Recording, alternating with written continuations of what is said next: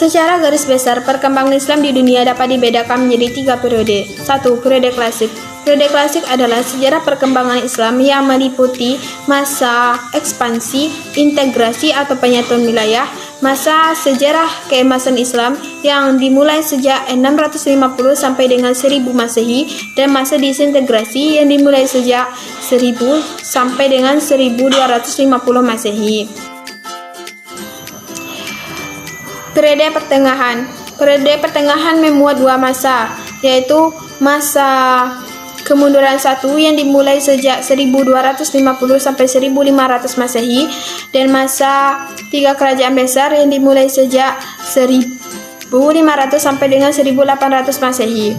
Masa 3 kerajaan besar dibagi atas 2 fase, yaitu fase kemajuan 2 dimulai sejak 1500 sampai dengan 1700 Masehi, dan fase kemunduran 2 yang dimulai sejak 1700 sampai dengan 1800 Masehi.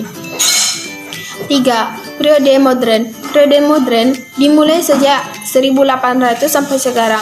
Periode modern merupakan sejarah kebangkitan umat Islam, terutama setelah ekspedisi Napoleon yang berakhir di Mesir tahun 1801 Masehi. Perkembangan Islam di dunia. 1. Perkembangan Islam di benua Asia. Islam diturunkan oleh Nabi Muhammad SAW di kota Makkah. Benua Asia adalah negara yang memiliki puluhan jiwa penduduk yang memiliki ragam ciri khas kehidupan masyarakatnya. Adapun negara yang memiliki mayoritas penduduk agama Islam yaitu Brunei Darussalam, Indonesia, Irak, Iran, Qatar, Yaman, Turki, Pakistan, Palestina, Uzbekistan, Kazakhstan, dan masih banyak lainnya. Adapun untuk negara yang memiliki penduduk minoritas beragama Islam yaitu Filipina, Sri Lanka, Korea Selatan, Jepang, India, Hong Kong, dan masih banyak lainnya. Tokoh pembaruan Islam tersebut merupakan tokoh pembaruan Islam yang berasal dari Pakistan. Perkembangan Islam di benua Afrika. Rasulullah SAW pernah mengirimkan surat dakwah kepada gubernur Romawi Timur, penguasa Mesir yang bernama Maukukis, untuk menyampaikan surat dakwah yang berisi seruan masuk Islam.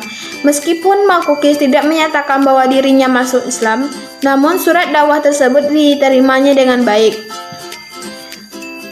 Adapun negara yang memiliki penduduk mayoritas beragama Islam di Afrika yaitu Mesir, Libya, Tunisia, Aljazair, Maroko, Sahara Barat, Mauritania, Mali, Nigeria, Senegal, Gambia, Guinea, Somalia, dan Sudan.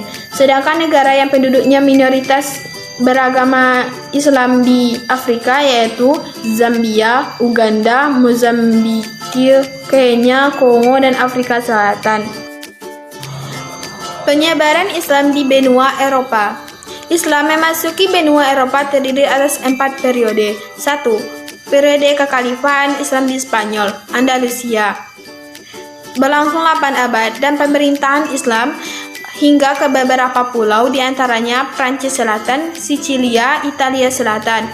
2. Penyebaran tentara Mongol pada abad ke-13. Di antara tentara Mongol yang bernama dinasti Khan beragama Islam. 3. Periode ekspansi kekhalifahan Turki Utsmani sekitar abad ke-14 dan 15 ke wilayah Balkan dan Eropa Tengah. 4. Periode kaum imigran. Muslim memasuki benua Eropa setelah Perang Dunia II, terutama ke negara-negara industri seperti Prancis, Jerman, Inggris, Belanda, dan Belgia. Perkembangan Islam di benua Amerika. Islam masuk ke benua Amerika pertama kali dibawa oleh orang-orang Spanyol dan benua Afrika. Umat Islam generasi awal tersebut banyak yang murtad karena tekanan-tekanan terhadap keislaman mereka. Umat Islam sekarang ini berasal dari kaum imigran 1875.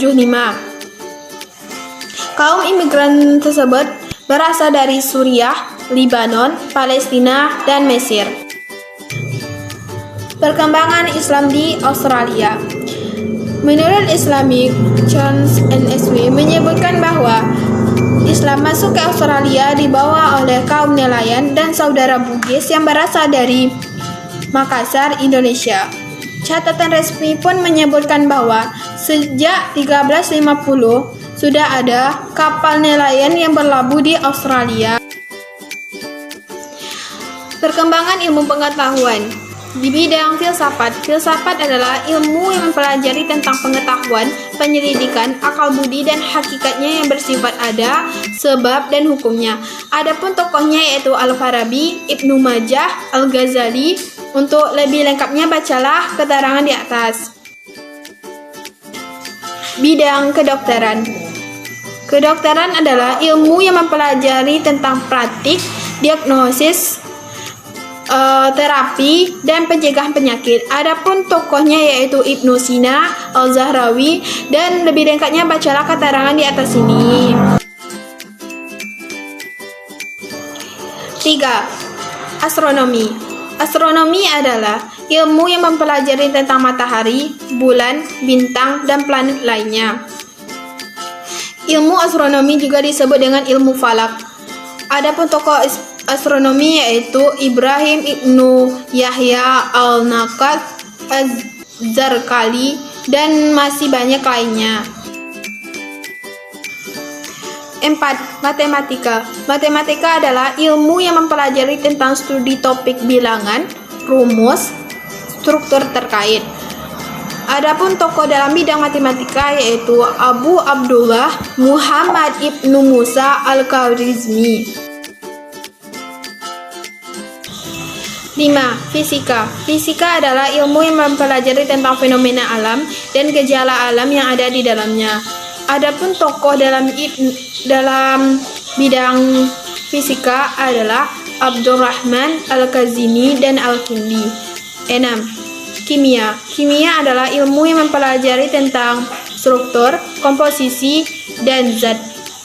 Adapun tokoh dalam bidang kimia adalah Jubair Ibnu Hayyan dan Abbas Ibnu Firnas. 7. Sejarah dan geografi adalah ilmu yang mempelajari tentang manusia, fisik, fiksi, dan fakta yang terjadi pada masa lampau. Adapun tokoh dalam bidang ilmu sejarah dan geografi adalah Ibnu Battuta, Ibnu Jubair, Ibnu Al-Khatib, dan masih banyak lainnya. Untuk lebih jelasnya bacalah keterangan di atas. 8. Geometri. Geometri adalah cabang matematika yang mempelajari tentang garis, sudut, ruang, bentuk. Adapun tokohnya yaitu Umar Khayyam, Al-Khwarizmi, dan masih banyak lainnya. 9. Kesenian. Kesenian adalah ilmu yang mempelajari tentang musikal Islam. Adapun tokoh kesenian seperti Al-Hasan Ibnu Nafi. 10. Bahasa dan sastra. Adapun tokoh bahasa dan sastra adalah Al-Kali, Muhammad bin Hasan Al-Zubaidi, dan masih banyak lainnya. 11. Kepustakaan. Perpustakaan yang dibangun oleh umat Islam salah satunya adalah Perpustakaan Al-Hakam yang memiliki jumlah buku yang banyak berkisaran antara 400.000 buah buku. Ilmu fikih adalah ilmu yang mempelajari tentang hukum Islam atau syariat Islam. Adapun tokohnya yaitu Abu Hanifah, Imam Syafi'i, Ahmad bin Hanbal, dan masih banyak lainnya. 13. Ilmu tasawuf. Tasawuf adalah ilmu yang mempelajari tentang mengenal dan mendekatkan diri kepada Allah Subhanahu wa taala. Adapun tokohnya yaitu Al-Adawiyah, dan Al-Ghazali, dan masih banyak yang lainnya. Hikmah mempelajari perkembangan Islam. 1. Mengetahui sejarah perkembangan Islam di dunia. 2. Memahami bahwa sesama muslim adalah saudara. 3. Terhindar dari sikap rasis. 4. Menjadi perbedaan dalam hal warna kulit, bahasa, jenis, rambut, suku. Dan yang kelima, memahami bahwa hanya dengan kerja keras dan usaha yang maksimal, sesuatu yang diinginkan akan berhasil atau tercapai. Sampai di sinilah hasil presentasi kami. Jika ada kesalahan, tolong dimaafkan. Kami akhiri dengan wabillahi taufiq wal hidayah. Wassalamualaikum warahmatullahi wabarakatuh.